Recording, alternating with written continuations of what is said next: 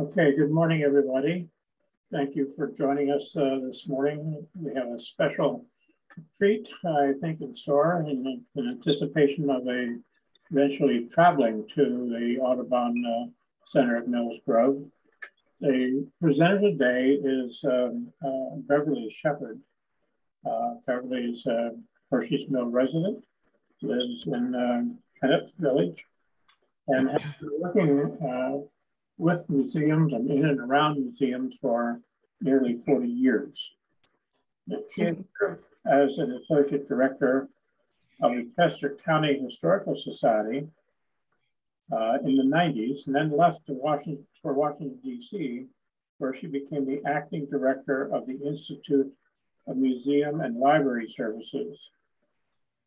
Beyond that, she spent time in Sturbridge Village in Massachusetts, an additional number of years as the director of Institute and Learning Innovation. Beverly has been an independent museum consultant for the past 10 years, which is sort of what brought her back into Chester County area, where she has been on site as design and interpretation of the new museum at the Audubon Center at Mill Grove. And that will be the topic today. And Beverly, I'll turn it over to you. Thank you. I'm really looking forward to talking with all of you. And as we go through this, also answering any questions you may have. I had this extraordinary privilege of working with the design group that did the John James Audubon Center. We did two parts of the project. We installed new exhibits in the original building, which I'll be showing you shortly. But we also did all of the exhibits in the brand new building, which was quite an exceptional opportunity. I wanted to say a couple of things. I really want to thank Christine, who's been putting up with all my impatient, like, what do I do, kinds of responses. To Wilbur, thank you for the invitation. For others that are in the nature group, I am delighted that all of you are so engaged here, and it's a pleasure for me to join you. When you talk about John James Audubon, I think he's certainly one of the most recognized artists that we all know. His work with painting birds and other wildlife, we'll talk more about that shortly, is really what has instilled a love of birds for so many people. During the course of this hour, I'm going to be focusing not on his full life, which I must tell you is very intriguing. And I'll talk a little bit about it at the end here about some of the biographies and all, but this is a man whose incredible personal adventures and also traumas and tragedies are quite remarkable. But during this time, what I'm going to do is really divide this into three sections. The first is coming to Mill Grove, the early life of John James Audubon. I then am going to have to skip over a lot of his travels and things in between to bring us to Birds of America, his extraordinary monumental achievement and what went into that. And finally, I'm going to take us to the new museum and share with you some of how all of that came together. So here we go. Audubon's father was a French sea captain, as well as a plantation owner in Haiti. And there, he is where John James Audubon was born. His mother was either the captain's mistress or chambermaid. There are a lot of stories told, but the captain was married back in France, but he had a couple of children in Haiti. He eventually decided to take the two children back to France, where his wife, very lovely woman apparently, adopted them and raised them as their own children. At the time that John was about 18, the French Napoleonic Wars were beginning, and his father was concerned that he would be conscripted into the army, so he sent him to America. Here's where he arrived. This is an early artist painting of the Mill Grove property. The Captain Audubon had been purchasing land in America as an investment, and he felt it wise that he send his 18-year-old son, not just to escape the wars, but maybe to get a little bit of a business head. Apparently, young John was raised very liberally, was somebody who enjoyed life thoroughly, but his father felt he could be somewhat more practical. So the property was well established. It is located now, I think all of you probably know it, just off of Route 422, about 25 minutes from here.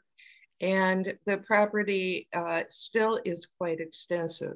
At the time that John James Audubon arrived, the house was there, a wonderful stone barn, even a mill, an operating grist mill, and many different outbuildings. So he had much that he could do.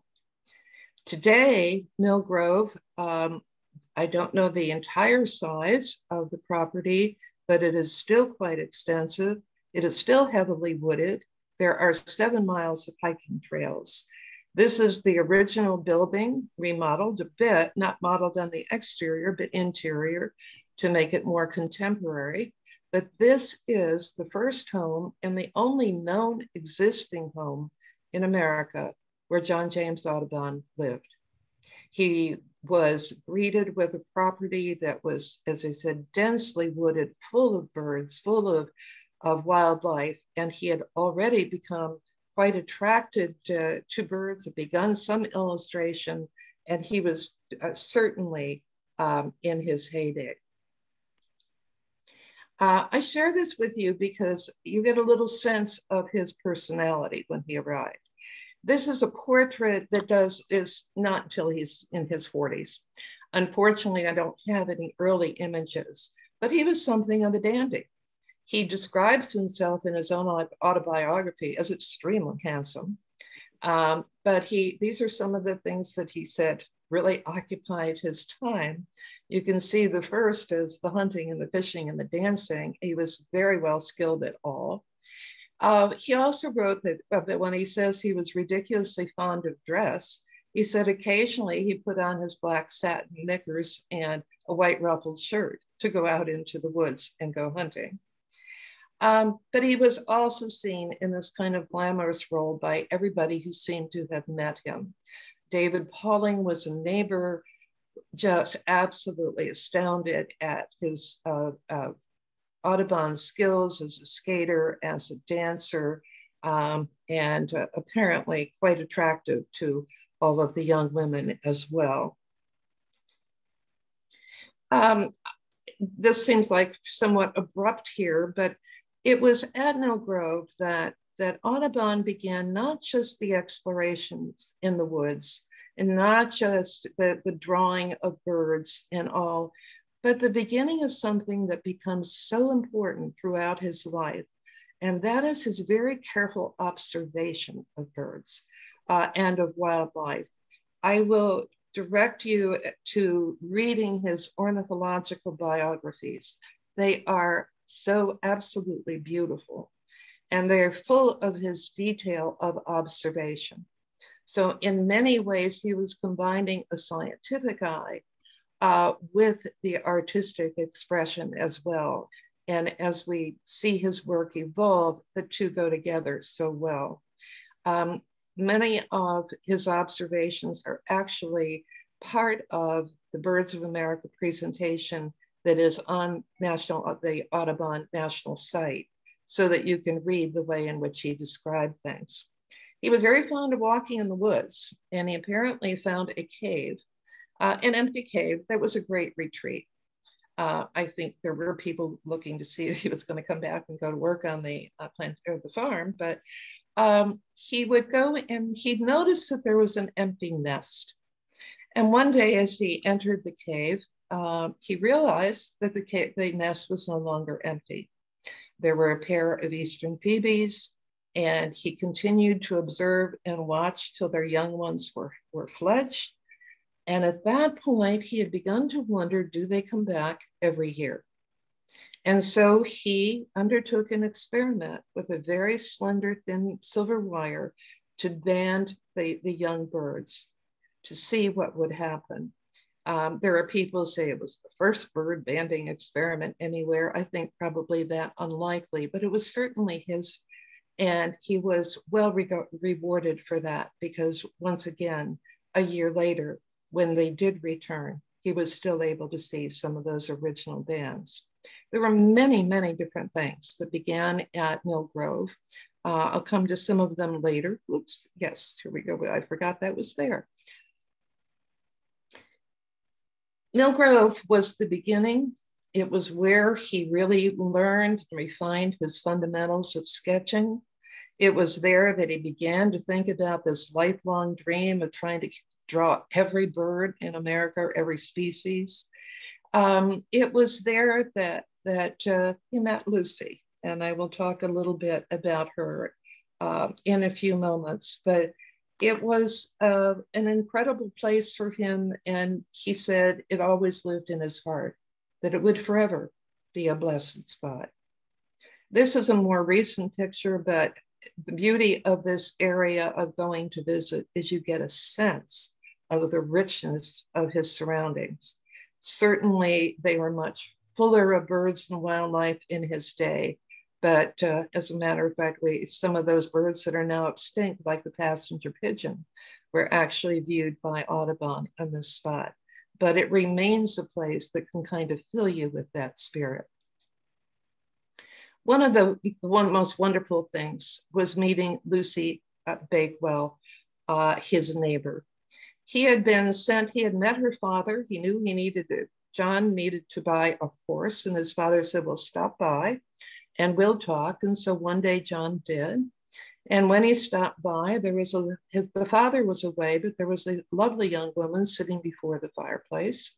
And she spoke with him at length, and he considered her extremely articulate and very beautiful. And there is a wonderful line in his biographies where he talks about when she stood up and walked across the room, that was kind of it. He was really struck. They began to be constant companions. Both of them loved where they lived. They shared many different things. She was a very well-educated woman, and the outdoors was where they began to spend a lot of their time.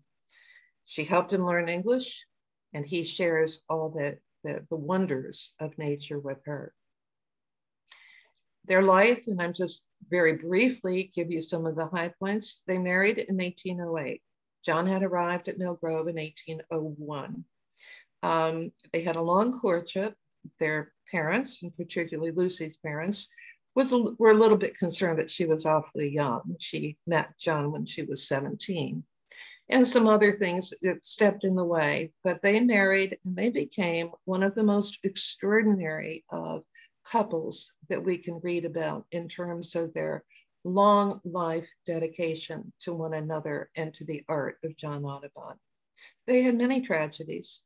They had 4 children. The 2 sons lived. The 2 daughters died, one at 2 and one at 9 months. They left Mill Grove shortly after their marriage, and this is where I won't tell a great deal, but they went west. They were among the young couples who were really attracted to the frontier, and they went west to Kentucky, where John first set up a general store in Louisville, the Louisville area, and then they go out to Henderson, Kentucky. And during that time, he has a fair amount of success with his business. But that lasts until a really major setback, a financial panic that strikes in, I think it's 1819. I'm not sure of that date. It was at that point, however, that his second business failed. And at this point, with the other family tragedies, the 2 young sons to support, he knew that he had to move on. And he decided at that point, in all of this time, as he thought about this dream of portraying, drawing all of the birds of America, all of the species, he was going to go ahead and do it. And he wrote at this time, "My heart was sorely heavy, for scarcely had I enough to keep my dear ones alive. And yet Through those dark days, I was being led to the development of the talents I loved. And so he began. The travels are extraordinary. They are wonderful to read about. He actually was in the Midwest when the Madrid earthquake hit, the one that changed the route of the Mississippi River. And he writes about it with great drama because it's his horse who first recognizes that something is about to happen. It's really quite something. But his travels take him everywhere. He spends a great deal of time in the South. Sometimes Lucy comes with him. For the most part, when he was in the South, she joined him. Very interestingly, I had occasion a few years ago to be in New Orleans and found that the hotel I was staying in was actually where he had a studio in New Orleans. So I felt like, oh, John, I've met you again. This is really very exciting. Lucy was incredible. She was trained as a teacher. When things were tough, she went to work. He did a lot of work. He sold drawings. He sold furs that he would track. He did dance lessons and all, but she was there also as a governess, as a teacher, to make certain that he could continue to do what he most wanted to do. There would be a period of time that he would begin to travel more extensively, and he would be away, and this would be particularly painful when he goes to England to develop the birds of America. There was a period of 3 years where he never returns. So it was a difficult marriage in a way, but an extraordinarily loyal one. One of the things that occurred initially at Mill Grove was this experimentation with trying to capture birds in a really lifelike posture. And this is what you're looking at here. Alexander Wilson was probably the best known bird artist of his time. And this would be a very typical kind of posture for the birds, seen in a profile view and somewhat rigidly. Audubon wanted his birds to appear lifelike. And so he came up with a rather extraordinary means of positioning them. He tells the story of waking up early in the morning with this brilliant idea, getting on his horse, riding into town to a lumber yard, to a sort of hardware type store. It isn't even open yet. It's so early in the morning. But the idea is he gets a piece of wood and he uses nails embedded in the wood. The wood is, he scribes a kind of template on the back of the wood, a grid. And then he takes the bird, freshly shot, I must say. And shooting a bird was the only way you could study it up close at that point. But he would take the bird, position it on these wires that would hold it in place and begin his sketch. The result is so much of what we think about when we think about Audubon's work. The magnificent filling the page, the posturing, the birds engaged in their own kind of daily habit, the sense of the lifelikeness of them. He wrote about the fact that he really wanted his work to appeal not just to the scientists, but to everyone. And so if you look just at the contrast of these two pieces, you get the real sense of breakthrough that was accomplished by Audubon. As he leaves the Midwest and begins to travel, his travels become extremely extensive. By the way, one of the things I want to point out here, talks about traveling with Joseph Mason, who was in kind of like a young apprentice to him. Joseph, I think, was a teenager at the time. But what I wanted to say about that is that Audubon, there are a lot of people involved in his success. That he had many people like Mason, who was gifted himself, who could finish a drawing, or who could write the notes for him, or could prepare the backgrounds. So he does, I think it's really important that his work is seen as something that other people also help to enrich with their own talents. He does add a great many new birds to the portfolio. By the way, at one point, he had 200 drawings that were eaten by rats. They were original drawings, and can you only imagine the loss? But he went back to it, and he went back to work. His sons then become extremely instrumental in his career, begin traveling with him. His son, John Woodhouse Audubon, is a talented artist himself. His other son becomes kind of his business manager over time. As Audubon has this great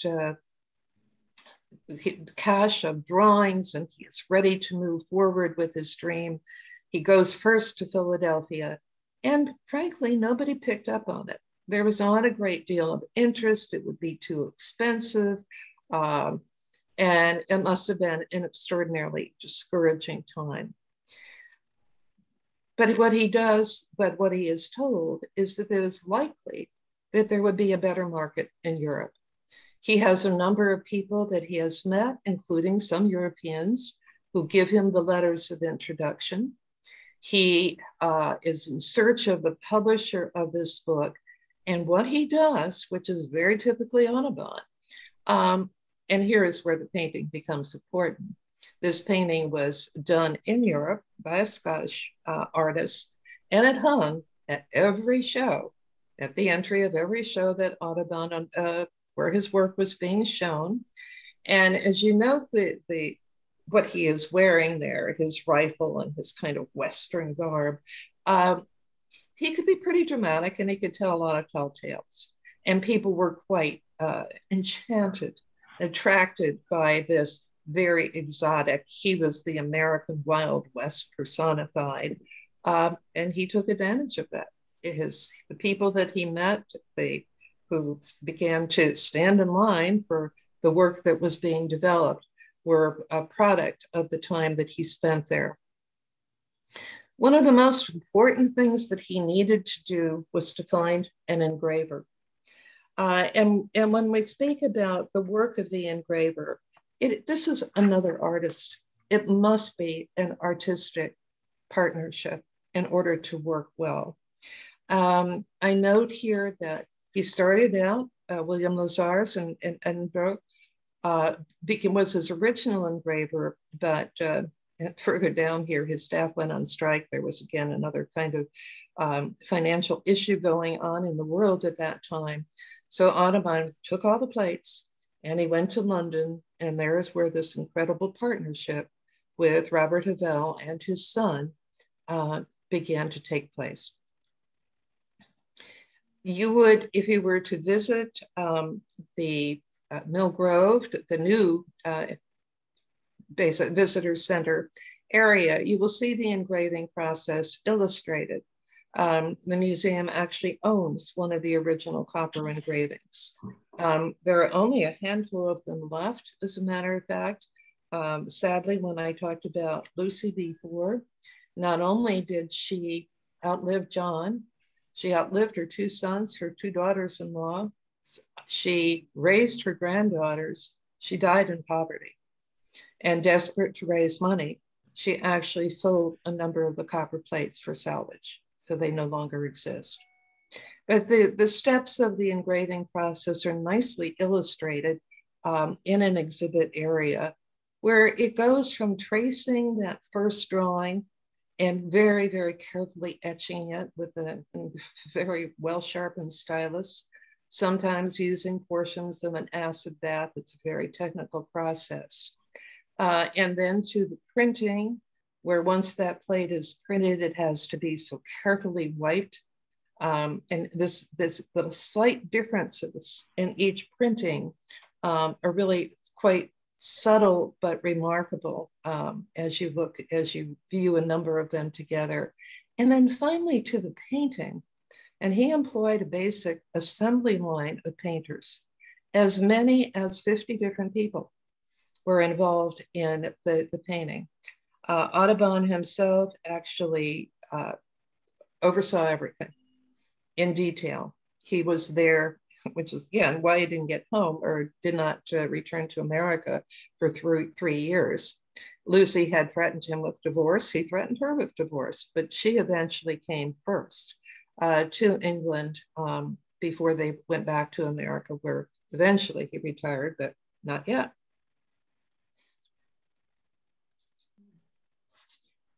The Birds of America was truly the extraordinary monumental achievement. It took 13 years to complete. I'm going to show you just here in the next slide some of the details behind it. There are 435 individual prints, each one of those a copper engraving. The birds were considered life-size. There were over 1,000 birds that were included in it.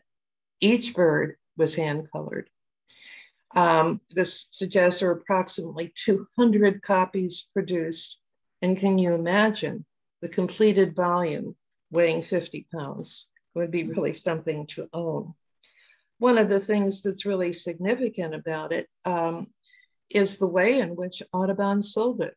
For a man who was thought not to have a great business sense early in his life, he took on what was not an uncommon process, but he sold them in a subscription.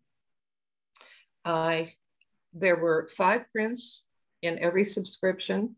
This is like we go out and we order it every month. We get our 5 prints, probably not that quickly. There were actually 87 different parts of 5 prints each. They were packaged, each of the 5 prints, in like a tin container and sent to the subscribers. It is assumed that the total cost of the original price for the loose prints was $870 for those. For the elegantly bound book, it cost $1,070, which doesn't seem so extraordinarily unless you roll back times and consider what it must have cost at that time. Audubon himself, by the way, I have a second slide similar to this, but I wanted to show you the drawing here. And then when it is reproduced as the etching. The cost of the total publication, which Audubon basically paid for through all kinds of work, including the subscriptions. The total cost of publication today would have been about $2 million. So this was not something that he got rich on, although he did return to America with a little bit more than he had when he left. This is from the new museum, and where there is one of those original copies, full copies of Birds of America. These are, and I don't know if they're still doing it this way, they would turn a page usually once a week. However, part of the exhibit now includes a digital reproduction of Birds of America so that you can turn the pages to look at what you want digitally, which I think is pretty exciting. I also wanted to call your attention to the red wall in the background, because having mentioned the fact that he really needed a lot of help and worked with a number of different people, this is an opportunity to meet a number of those people and see the roles that they played. He had incredible friends who helped support him in America.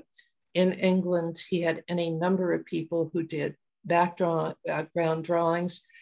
When you look at Birds of America and you look at the beautiful habitats, the plants and all surrounding them, most of those were not done by Audubon, but were done by the artists who worked with him.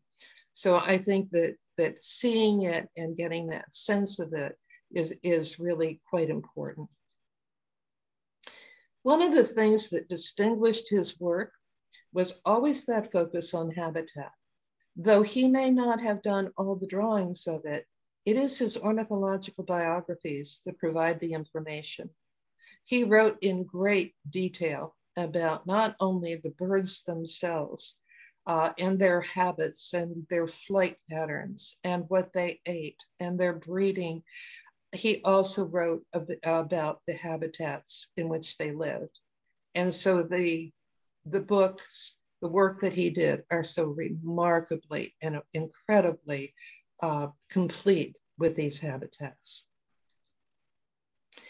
The other thing that Audubon did, which was considered a little bit of concern to some people, is that he was not afraid to show nature as a cruel thing as well as a beautiful thing, the natural way of thing, the natural habitats, or not natural habits of birds, included things that were perhaps a little less picturesque in terms of some of the things we think about. Let me show you, this one is a little bit better, where you can see the eagle attacking the birds on the ground.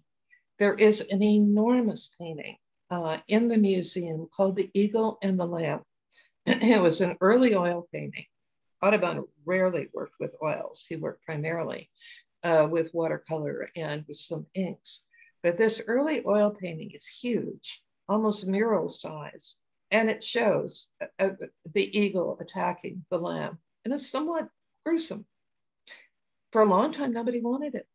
And for a long time, it was given from one place to another. It has come back to Mill Grove. It is on exhibit there, but in part because people were concerned it was a bit distasteful.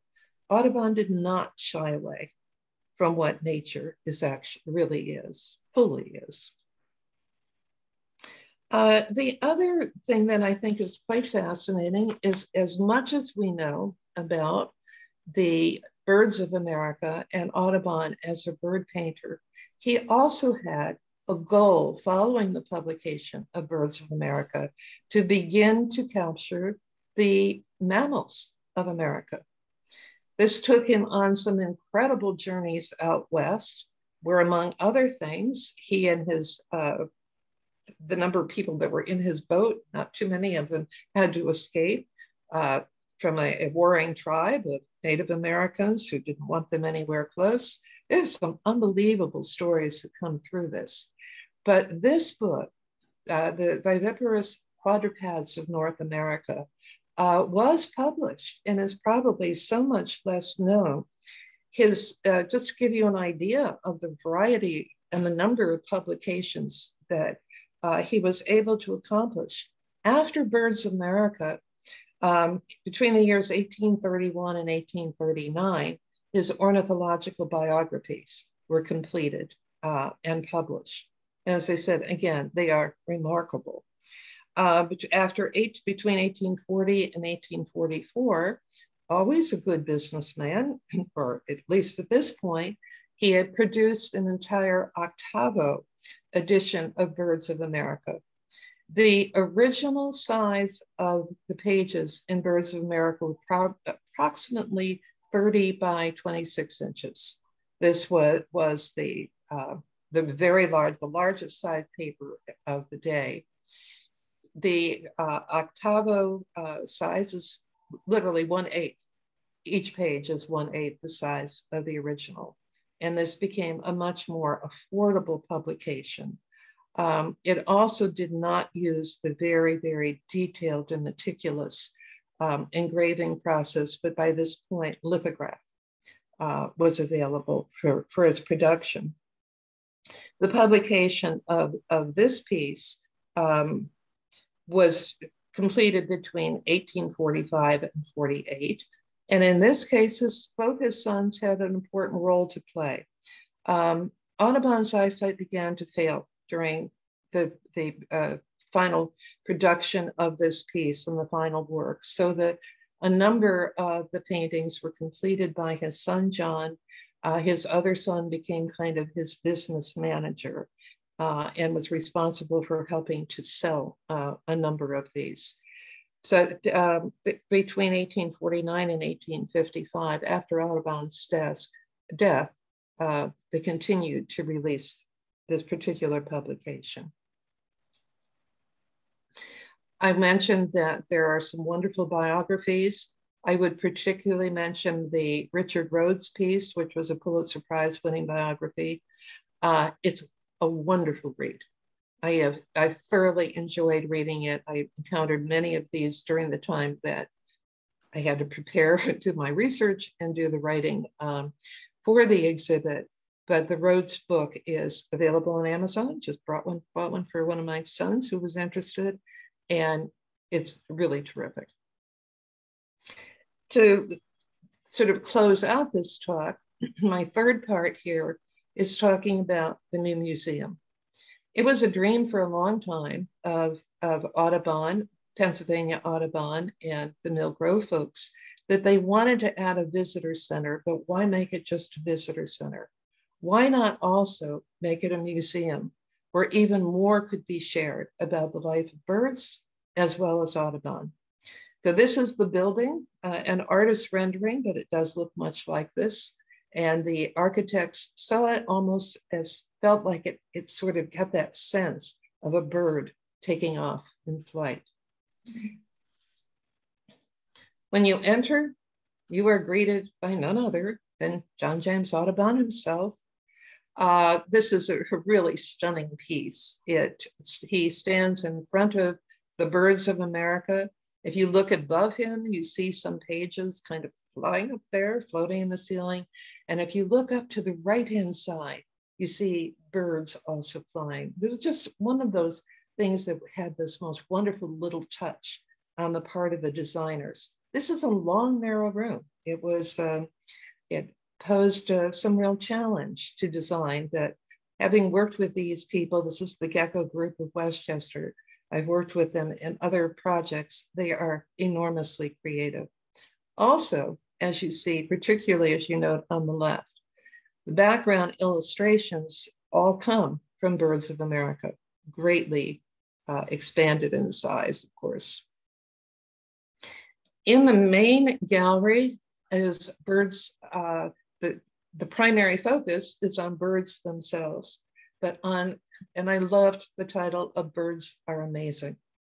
So much of this gallery is really focused on many, many aspects of birds, their flight, migration, their variety, their song, their habitats. It's really, really quite wonderful. One of the areas that you can see here in the background, Built to Fly, actually explores the anatomy of a bird and how that anatomy supports flight. Down the left-hand side, we're actually looking through something, a little bit of glass here, where it says amazing feats of flight are some of the details, the statistics about the distance covered. And just some of these things are so extraordinary. It is part of that kind of amazing feeling that we wanted people to experience. Habitat is one of my favorite areas. The stanchions that you see are actually around a center area. I'll talk more about that in a moment. But on each of the outside, all of the images come from would be the kinds of environments that birds in North America, and particularly in this part of our country, would experience. And there are a great many details there. But what I said about the inside is really extraordinarily fun. It is called the Sound Forest. There are many birds featured there, but you press the button and you can hear the various sounds that they make. I will tell you, kids love it. They press them over and over and over, but they are really, really fun to explore. All the way to the back where you see just part of the puffin, the story continues and goes all the way back to conservation and the issues that we are all facing right now in terms of the preservation of our birds and the conservation. And it tells the really lovely story of the puffin conservation in Maine. There are many details. This is a compact exhibit, a wonderful section on nests, including an interactive where you can match the size of the eggs to the nest, to a drawing, an illustration of the nest. You can come close up to something that I believe you are all quite familiar with. And I wanted to just share something that I found that Audubon had written about the bluebird, where, again, from his ornithological biographies, he writes, "It adds to the delight imparted by spring and enlivens the dull days of winter, full of innocent vivacity, warbling its ever-pleasing notes, and familiar as any bird can be in its natural freedom. It is one of the most agreeable of our feathered favorites." A bit of the somewhat poetic John James Audubon. There is a marvelous exhibit area on migration, which includes the major migration maps across the country, particularly in the East, that you can light up and see. And it also gives, again, details, statistics of the incredible feats of endurance that birds can experience during migration. For those of you who want to take children or grandchildren, the fledgling trail is the outdoor experience, which is highly interactive, and it's great for kids. And if you see the big blue egg there that's broken open, a child can climb inside, peek out, and begin the experience of the fledgling bird. And so we kind of conclude once again with sort of the big caption about John James Audubon, which I think is really just sort of captures the primary story that we best know. But what I liked about this was the final sentence, that his artistic achievements continue to stir our appreciation of the wonder and beauty of birds. And finally, a scene of the wooded area at Mill Grove and Frank Graham's comments about this is the Plymouth Rock of the Audubon movement. I am complete with my work and happy to share questions. Lovely.